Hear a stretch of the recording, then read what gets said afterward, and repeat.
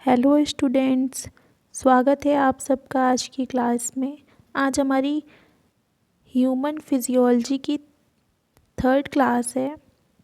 कल की क्लास में हमने जो है प्रोकैरियोटिक और यूकैरियोटिक कोशिकाओं में डिफरेंस को समझा था। तो वहीं से एक क्वेश्चन है आपके लिए कि जीवाणुओं में किस प्रकार की कोशिका पाई जाती है। पहला क्वेश्चन ये, और दूसरा क्वेश्चन ये कि मानव शरीर में किस प्रकार की कोशिकाएं पाई जाती हैं, प्रोकैरियोटिक या यूकैरियोटिक। आंसर आप कमेंट बॉक्स में बताइएगा। आज की क्लास में हम देखेंगे कोशिका की संरचना। तो चलिए शुरू करते हैं हम। आकार की बात करें तो कोशिकाओं का आकार निश्चित नहीं होता। जंतु कोशिका हो या पादप कोशिका हो, दोनों का ही आकार निश्चित नहीं होता है। और संख्या की बात करेंगे तो संख्या भी जो है वो कोशिकाओं की निश्चित नहीं होती। अनुमानित तौर पे कहा जाता है कि जो ह्यूमन बॉडी है, मानव शरीर है, उसमें 10⁴ कोशिकाएं जो हैं वो पाई जाती हैं। कोशिका की संरचना को अगर हम देखें तो सबसे बाहरी, ये जो आपकी सबसे बाहरी लेयर होती है, इसको हम कोशिका भित्ति के नाम से जानते हैं। जो अंदर की परत होती है आपकी, ये इसको कोशिका झिल्ली के नाम से जाना जाता है। ये आपकी जो बाहरी परत है ये कोशिका भित्ति कहलाएगी। आंतरिक परत जो है वो कोशिका झिल्ली कहलाती है। उसके बाद हमने पढ़ा था कि कोशिका, ये मध्य भाग में आपका जो है ये केंद्रक उपस्थित होता है।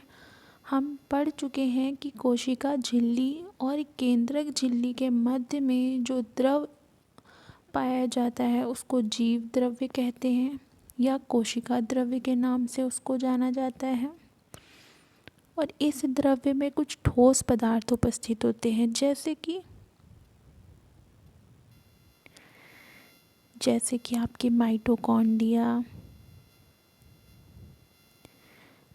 गोल्जी काय, लाइसोसोम, राइबोसोम, ये एंडोप्लाज्मिक रेटिकुलम, एसिया, smooth endoplasmic reticulum, rough endoplasmic reticulum. अब बात करते हैं कि केंद्रक के मध्य में क्या पाया जाता है। केंद्रक के अंदर डीएनए, आरएनए और न्यूक्लिक एसिड जो है वो पाया जाता है। आगे देखते हैं हम। अब हम देखेंगे कोशिका भित्ति कि कोशिका भित्ति क्या होती है। तो जो कोशिका भित्ति होती है वो पादप कोशिकाओं में ही पाई जाती है।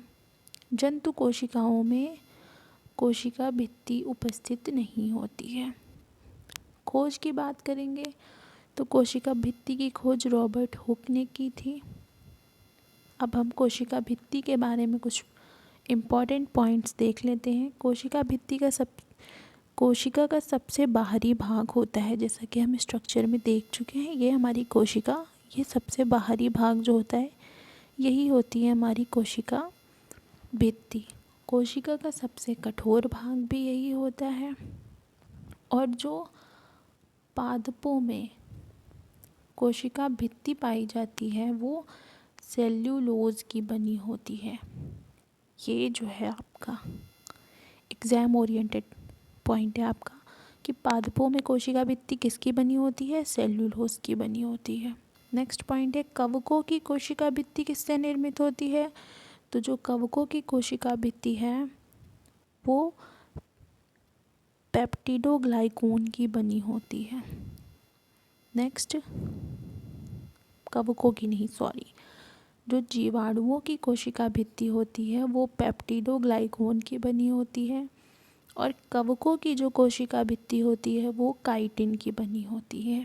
का से कवक, का से काइटिन याद रख सकते हैं आप कि कवकों की कोशिका भित्ति काइटिन की जीवाणुओं की, पेप्टिडोग्लाइकॉन की, और पादप कोशिकाओं की जो कोशिका भित्ति होती है वो सेल्यूलोज की बनी होती है। अब हम कार्य देख लेते हैं कि आखिर कोशिका भित्ति का मुख्य कार्य क्या होता है। तो सुरक्षा, ये जो है वो सुरक्षा और आकार प्रदान करती है, कोशिका को आकार प्रदान करती है, क्योंकि कोशिका का सबसे बाहरी और कठोर भाग भी होती है। अब हम देखेंगे कोशिका झिल्ली के बारे में। कोशिका झिल्ली की बात करेंगे तो ये पादप कोशिका और जंतु कोशिका दोनों में उपस्थित होती है। कोशिका भित्ति की बात करेंगे तो कोशिका भित्ति केवल पादपों में उपस्थित होती है, जंतु कोशिका में नहीं पाई जाती। लेकिन कोशिका झिल्ली जो है वो पादप कोशिका, जंतु कोशिका दोनों में पाई जाती है। कोशिका के बाहरी, जो सबसे बाहरी झिल्ली, इसको कोशिका भित्ति, और उसके अंदर एक और लेयर हमने देखी थी, उसको हम कोशिका झिल्ली के नाम से जानते हैं।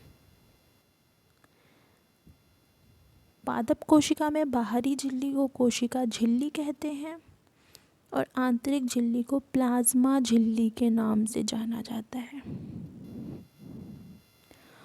जंतु कोशिकाओं में केवल कोशिका झिल्ली पाई जाती है।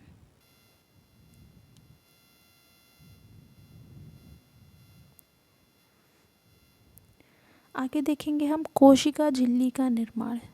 तो जिस प्रकार जैसे हमने पढ़ा कि कोशिका भित्ति जो होती है पादपों में वो सेल्यूलोज की बनी होती है, तो कोशिका भित्ति जो है वो फास्फोलिपिड की बनी होती है। कोशिका भित्ति का निर्माण किससे होता है?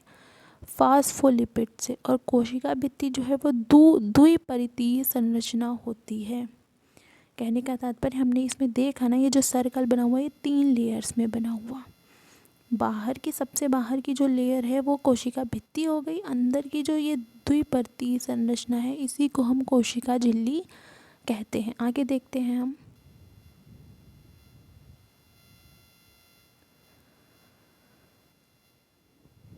प्लाज्मोलेमा। प्लाज्मोलेमा यानी कोशिका झिल्ली। प्लाज्मोलेमा की मोटाई की बात करें तो ये 75 एंगस्ट्रॉम होती है। ग्रेंडल ने जो है प्लाज्मोलेमा की खोज आरबीसी की सतह पर करी थी। आरबीसी की सतह पर प्लाज्मोलेमा की खोज किसने की? ग्रेंडल ने की। प्लाज्मा झिल्ली का जो शब्द है वो पेफर, नागेली, क्रैमर, इन दोनों लोगों ने दिया हुआ है। जंतु कोशिका की प्लाज्मोलेमा में क्या क्या पाया जाता है, अब हम संगठन इसका देख लेते हैं। तो जंतु कोशिका की जो प्लाज्मोलेमा होती है उसमें वसा आपका 52%, प्रोटीन 40% और कार्बोज जो है वो 8% पाया जाता है।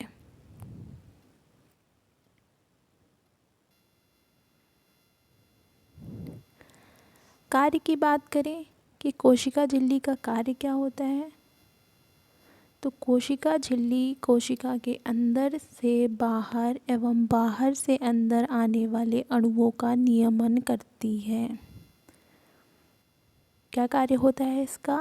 कोशिका के अंदर से बाहर और बाहर से अंदर आने जाने वाले अणुओं का निगमन का कार्य जो है वो कोशिका झिल्ली करती है। केंद्रक न्यूक्लियस।